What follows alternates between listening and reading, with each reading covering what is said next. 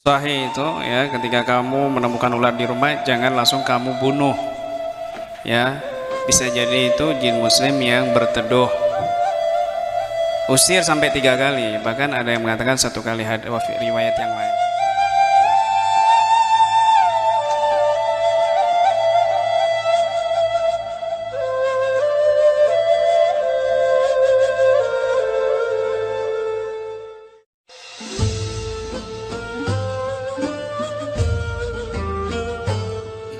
Kami bukannya ingin mengulang-ulang pertanyaan, baik, hanya dari beberapa bacaan dan kalau dihubungkan dengan sejarah tentang Nabi Musa, Pak Yai, dan hubungannya dengan bacaan saya tentang jin itu umumnya berupa ular kalau berkaitan dengan hewan. Karena juga beberapa referensi yang saya baca tentang bagaimana Nabi Adam awalnya digoda dan bagaimana malaikat juga tidak berhasil menjaga dalam tanda kutip pintu surga itu. Terima kasih. Pertanyaannya gimana? Pertanyaannya tentang jin yang berupa ular yang baik ditemukan di rumah ataupun dalam beberapa penanganan tiba-tiba kok seperti ada ular yang muncul dari tanah, tapi itu ular beneran. Iya. Ya, makasih. Iya, itu kalau itu sudah jelas hadisnya ya, hadis sahih itu. Hadis sahih itu ya, ketika kamu menemukan ular di rumah jangan langsung kamu bunuh. Ya, bisa jadi itu jin muslim yang berteduh. Usir sampai 3 kali, bahkan ada yang mengatakan 1 kali, riwayat yang lain. Kalau dia dalam usiran itu 1, 2 dia atau sampai 3 dia pergi, ya sudah biarkan. Kalau nggak pergi silakan kamu bunuh, karena itu ular yang termasuk binatang yang dianjurkan untuk dibunuh. Tikus yang lainnya, ular, kalajengking itu memang dianjurkan untuk dibunuh, sunnah ibaratnya begitu.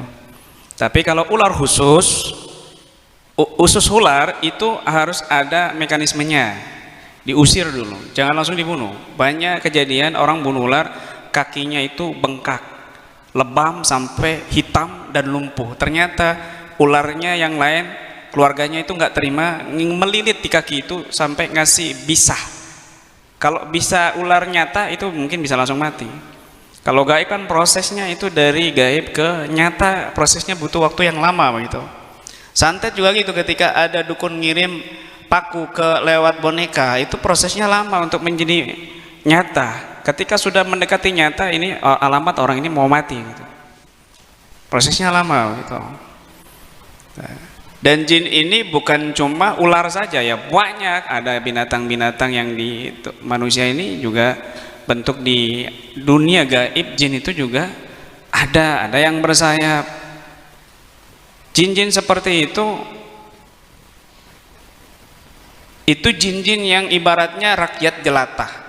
Yang lebih sakti, lebih hebatnya lagi, yang mungkin kamu lihat mungkin langsung pingsan ya, itu di gunung, di dasar lautan, itu lebih menyeramkan. Bahkan ada jin yang bisa memindah barang, misal kayak tuyul, atau jin yang lebih hebat lagi sakti memindah barang yang berat. Sepeda motor kamu tiba-tiba pindah, mobil kamu tiba-tiba nembus ke sini dan ke situ misalnya. Atau barang kamu tiba-tiba kontak kamu hilang di meja, nggak lama lo ada lagi di meja. Ini atau yang lebih besar lagi, misalnya mindah Borobudur ke Keraksan, lo bisa ada, itu namanya jin ifrit. Ketika Nabi Sulaiman memerintahkan pasukannya untuk memindah kerajaan Ratu Balkis di Syam, Palestina, itu ifrit berkata, ana atika biha qabla an taquma mim maqami, aku akan hadirkan kerajaan itu sebelum engkau berdiri dari tempat dudukmu, ibarat 3 detik. Tapi ada wakala indahu ilmun minal kitab, ada manusia yang memiliki ilmu Al-Quran, ilmu Alkitab, kitabnya Nabi Sulaiman ya, muridnya Nabi Sulaiman namanya Asib bin Barkhia.